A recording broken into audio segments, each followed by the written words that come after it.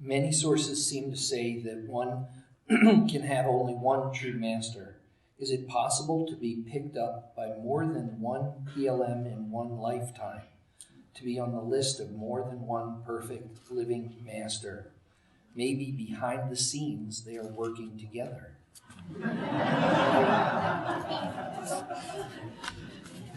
Many sources seem to say that one can have only one true master.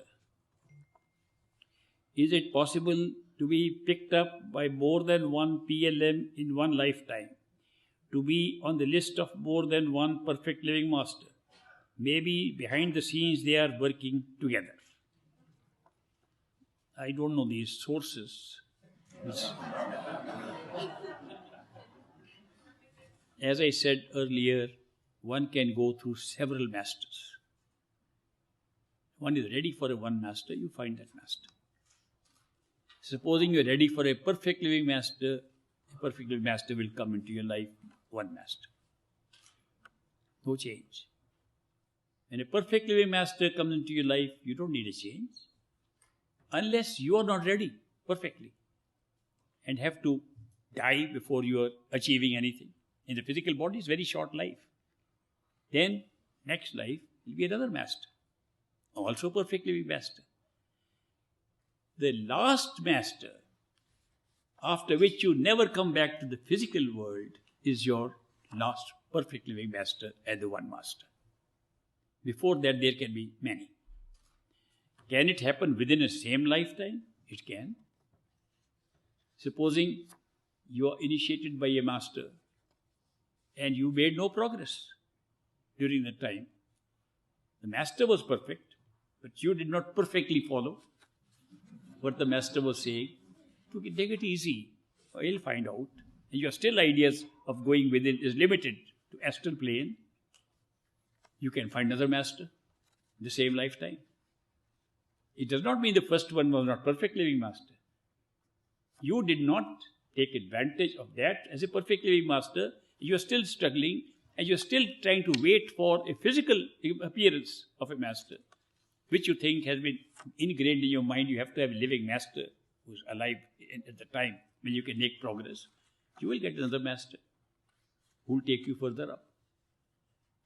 But unless you have crossed a certain stage, or a perfect living master has given you a nudge beyond the normal nudge and placed you in a list called A, you have to be born again and find another master. So there is no limit to how many masters you can meet and how many of them can be perfect or not. Normally you meet masters who are not as perfect as the final one, but sometimes you can meet perfect masters also, one after the other. And this happens because masters die. We think we had a connection with the physical form of the master. We are confined to that. And we can't find that same joy, the same pull anywhere. Then a perfect living master will appear in your life to give you the feeling of the same pull, which you missed out. So there are many factors that govern how many masters come into your life. I don't mind sharing once again with you the story of my friend Tirlok Chand, an engineer from Burma, who was very keen to find a perfect master. He met many yogis, swamis, many masters in Burma where he was working. And then he heard in India, in Madras, there's a swami who can, with his power and with his mantra, he can give you instant, immediate knowledge of the true home. He was a very cautious person with money. I'm using the word cautious, don't want to say very miserly. Because at that time the currency in Burma was a rupee, the same currency in India. And he would take out a 1 rupee bill. Say, to spend or not to spend? Not to spend, back in the pocket. With this habit of his, he was able to accumulate and save 30,000 rupees in a short life of an engineer with a small salary. It was a big amount at that time. So he decided to go to that Swami in Madras who could give instant knowledge. And he sold everything, wound up, got his 30,000 rupees and came to Madras, city called now Chennai. And in Madras, he met the Swami and he said, Swamiji, I've heard that you can give some mantra you're teaching, can give us true knowledge. He said, yes, I can. But have you heard the story of King Janak? He said, I have heard. Have you all heard the story of King Janak? If anybody not heard the story of King Janak, okay, I'll tell it again. So, just an excuse to tell the story again. I didn't even count the hands. Okay, the story of King Janak is that there was a king in India named Janak who was also a great seeker. And he wanted to find the truth, true knowledge. And he told his ministers and advisors, where can I find true knowledge? And they said, King Janak, you are born in a great country. There's so many swamis, yogis, masters. This country is full of them. Just have a big feast. They called a yag. Have a big yag or a big feast. And they will all come. And you can then ask them questions. They will give you true knowledge. So the king held a big feast. And hundreds of yogis, swamis, some in saffron-colored robes, some in white robes, some in blue robes, some in no robes. They all came. And he had many tents assembled in his compound, and they all settled down. The king disguised himself, incognito, became a tourist, that he should just move amongst them, they should not know he's a king. And as he moved amongst them, he tried to listen to what they were talking to each other, and he was surprised at their arrogance and pride, each one saying, I know more than the other. The same text, the same scripture in their hands, and they're arguing, this doesn't mean that, this doesn't mean that. He said, these people may be learned. They have all the learning, they've memorized books. They have no true knowledge. That's not what I wanted. Very disappointed, he came back to the palace, and he told his ministers and advisors, I was very disappointed. These people are learned people. They have read books. They remembered the books by heart. They have no true knowledge. I want true knowledge. And the advisors and ministers said, King Janak, this is a big country. You only called a few people. Have a beat of drum and have a 7-day feast. Then many more will come and give you true knowledge. So the king organized a 7-day feast, and a larger crowd came, and he, incognito moved among them. It was just a 7-day repeat of the same experience. All learned people repeating the shlokas, repeating the scriptures by heart, and not knowing what they mean, having no real true knowledge. Very disappointed. So he told the ministers and advisors, this is not what I expected. This is not true knowledge. I want true knowledge, real knowledge, not learning, not books. They said, King Janak, for that you have to go to a perfect living master. And he won't come to these functions of yours. He said, where is he? He said, there's one living on the bank of the river in a little hut. And his name is Ashta Bakar. Ashta Bakar. Ashta means 8. Ashta Bakar. Bakar means curves. He was a hunchback with curves on his back. And his body is deformed. His eyes are sharp, and his intellect and his spiritual knowledge is great, vast. You should go and call him. So King Janak went to Ashtabakar in a little hut. And Ashtabakar got up. Majesty, what have you come here for? What can I do? He said, I have not come as a king. I have come as a beggar. I want true knowledge. Will you come to my palace and share true knowledge with me?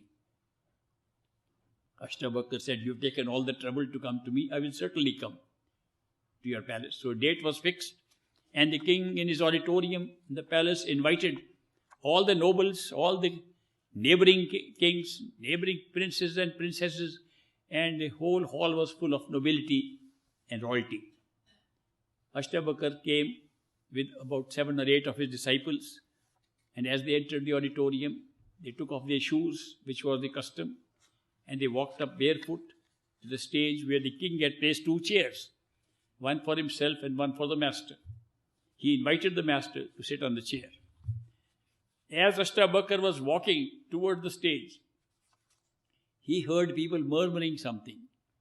And they looked at the hunchback. They were saying, what a kind of man is invited. Look at his body. He's going to give us knowledge? If he can't even take care of his body, what knowledge can he have? And they were making comments like that, which Ashtabakar heard on the way to the stage. When he sat on the chair, he said, King Janak, what is the price of leather today? King Janak said, Master, I don't understand the question. We brought you here to tell us true knowledge. What has leather to do with it? He said, are these not all leather merchants sitting here? He said, no, they are nobility, royalty sitting here. He said, the way they looked at my skin and my body, I thought they may be dealing in skin. So people saw there was a sense of humor in the man. Then they began to listen to him. Then Ashtabakar said, what kind of knowledge do you want? King Janak said, instant knowledge. By the way, that makes me feel King Janak was an American in his past life. Instant coffee, instant knowledge. Ashtabakar said, there's a price to pay for instant knowledge. He said, anything you want, all my coffers, all my wealth is open. Just ask your price, it will be given to you. He said, I want 3 things. King Janak said, you can have 10, 20, whatever you want. I only want 3 things. Give me your body. Give me your wealth. Give me your mind. I'll give you instant knowledge. It was a strange price tag. But King Janak was such a seeker. He agreed. He said, yes, master. My body is yours. All my wealth is yours. My mind is also yours. Give me knowledge. Ashtabakar said, are you sure you've given these to me? Yes, master, I am sure I've given them.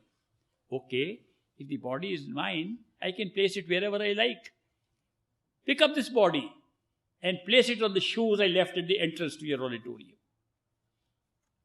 King Janak got up. This is not my body. I gave it to him. I have to place it wherever he says. And he walked toward the shoes. All these people again began to murmur, what kind of knowledge are you listening to?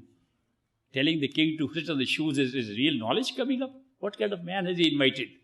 Now, as these murmurs were going on, king heard them. He said, they don't know. They think I'm a king with so much wealth and so on, and I'm sitting on the shoes. As this thought came to him, Ashtabakar shouted from the stage, King, you have no business to think of that wealth. You've given it to me. He said, oh my God, I forgot. This wealth is no longer mine. Now I can't even think of that wealth as mine. As this thought was going on, Ashtabakar shouted, you can't even think about the wealth because you've given your mind to me. He said, can't even think. Got his head like this. Can't even think. And he got instant awareness inside. Ashtabakar said, need not go and sit on the shoes, come back. So he came back to the stage. He said, did you get instant knowledge? Yes, master, I did. Any doubt? No doubt. This was clear. Any questions? No question. He said, now this was just a sampling of what exists inside. Now do meditation. I'll tell you how to do meditation regularly. And according to your destiny, in 20 years, you'll get this knowledge once again. It's a slow process. Right? But this was just a sample. That is how King Janak got his true knowledge. So the Swami now tells, I'm going back to the story of the Swami and Trilokchand. Swami says, I follow the teachings of King Janak and Ashtabakar. You want true knowledge? Give me 3 things. Give me your body. Give me your wealth. And give me your mind. I'll give you true knowledge. Trilokchand said, yes, master, it's yours. Okay, let's start with wealth first. How much do you have? I have 30,000 rupees. Transfer them to my account tomorrow. I have to start building a temple. This man who was thinking 1 rupee to transfer or not, to spend or not, transferred 30,000 rupees to the Swami's account. Then he said, now you have to do, you've given your wealth to me, now you have to give your body. To give your body, you have to make a sacrifice. The sacrifice is that the meditation technique I will teach you involves your body. It requires breathing exercise. And you have to breathe 1 breath from the left nostril, 1 breath from the right nostril. And you cannot use your fingers. Because fingers are outside. They'll draw your attention outside. The process is inside. Therefore, it has to be done with your tongue, which is inside. The tongue has to be reversed back. So from the tongue inside, you have to make the choice left or right, left or right. And since the tongue cannot move back because of the tendons here, I have to cut those tendons off. He said, my master made me cut my tendons off, took out his tongue like a snake, long snake, like tongue. He said, this is the way the tongue will go back. And he said, since it's a sacrifice, I won't make it but an easy way of cutting the tendons. I'll do it by scraping them slowly over a month. The Lokchand went under the torture for a month and got the tongue released. And he take his tongue out like the Swami could do. And he learned how to put the tongue backwards and breathe to the pranayam, the breathing exercises, alternately from one nostril to another. And he had some experiences of seeing. Then he said, give me the mind, and he taught him some mantras, and he got some experiences. Lights coming up, white light, red light, blue light. And he could see some things, some faces, past life faces, something, but not what he wanted. He said, Swamiji, I have not got what I wanted. I want true knowledge, not these little experiences. He said, my child, this is all I can give you. This is all I learned from my master. If you want more than that, you have to wait for another master. The Lokchand waited. Eventually, he found this master. Great master Baba Sawan Singh, who initiated him. And he made rapid progress. His seeking was very strong. And he was so full of love and devotion. He could see great master in everybody he met. It was a wonderful experience. As a friend of mine, I learned so much from him, from this Lokchand. One day we were all sitting next to great master in the evening, smaller group. And the Lokchand was there, I was there, my dad was there. I remember 5 or 6 people were there with great master. And the Lokchand says, Master, had I known you are the perfect true master for me, I would not have given that 30,000 rupees to the Swami. And great master smiled and he said, the Lokchand, you don't know, when you came to me, I transferred those 30,000 to my account. And then he explained to us waiting here. No time with any master is lost when you are seeking the truth. You can meet any number of masters on your way. They all help you move forward up to a point. And when that point is such you are not satisfied, you can't go further with that master. Another master will come into your life. Eventually, if nothing has helped you, a perfect living master will come into your life. And that is why when a perfect living master finds you, he does not say, you went to a wrong master, you went to a lesser master. He will say, you went to the right masters. All of them were right for you. Because that's how your spiritual journey was designed. That you have to go through those processes and then come to the perfect living master. So that is why it's not unusual for a perfect living master to appear after many masters. And the earlier masters may be perfect also, and you may not be perfect yourself in readiness. So that can happen. I do not know the screen behind which they all work secretly. But one thing I can say, that perfect living masters are constantly aware of the same state of consciousness, which is one. Therefore, in that sense, you might say, the power which is making them perfect in this physical body is the same power. So sometimes they call it the master power, happen to be the same in all perfect living masters. That is true.